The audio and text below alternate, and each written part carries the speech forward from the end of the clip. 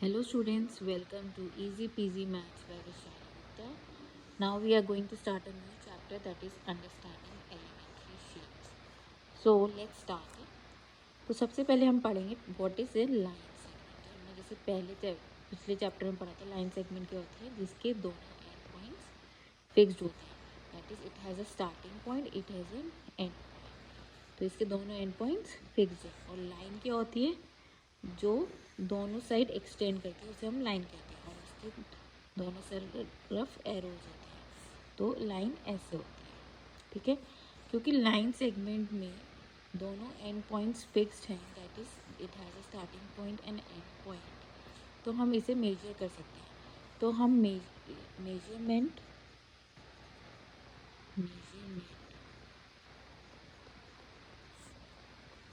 Of line is done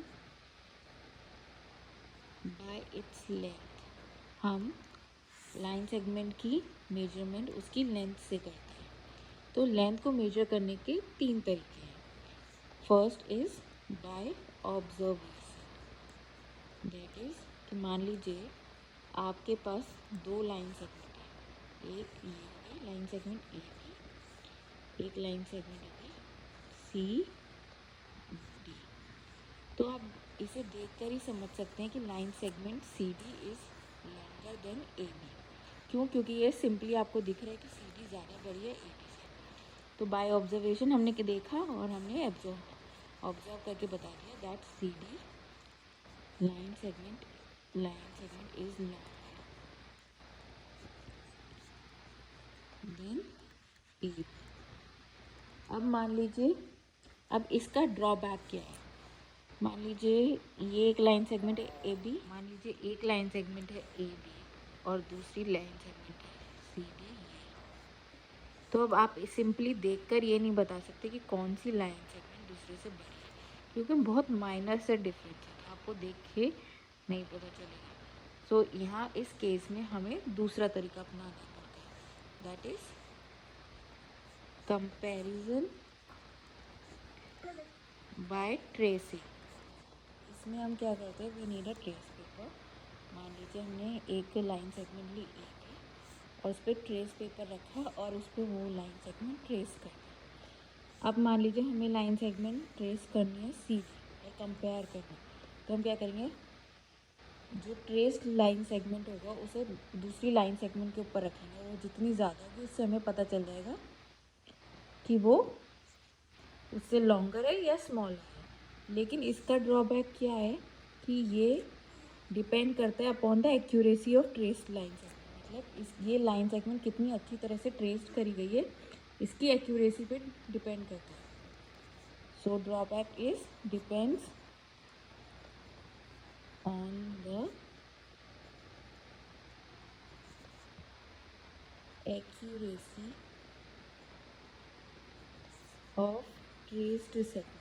समझ में आया कि आपने जो पहली सेगमेंट को ट्रेस करा है वो कितनी अच्छी तरह से आपने ट्रेस करा।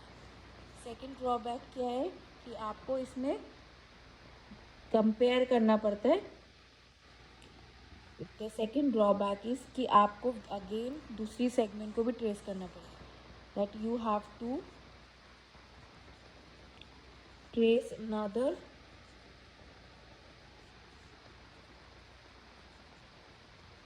segment for comparison. Now coming to the third method, which is using ruler and divider. तो इसमें क्या करते हैं हम, सबसे पहले कि एक लाइन सेगमेंट लेंगे, मान लीजिए एक ए बी एक लाइन सेगमेंट, तो हम इसमें रूलर यूज़ करेंगे। रूलर सबको यूज़ करना आता है। हम रूलर को ऐसे रखेंगे कि इसका जो ये पॉइंट है ये तो आए 0 पे, और जो पॉइंट पी है उसे हम मार्क करेंगे और रीड करेंगे अगेंस्ट रूलर। तो जहाँ पे ये पॉइंट आएगा, मान लीजिए हमने यहाँ पे रूलर रखा 0 पे और ये आया पॉइंट 5.8 सेंटीमीटर, इसका मतलब है लेंथ है 5.8 सेंटीमीटर। बट इसमें भी ड्रॉबैक है, इसके ड्रॉबैक क्या है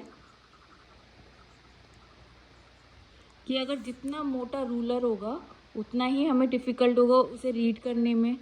तो इसमें हम लिख सकते हैं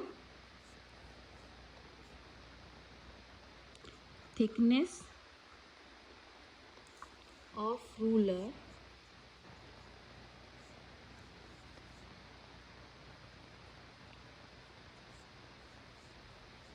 may cause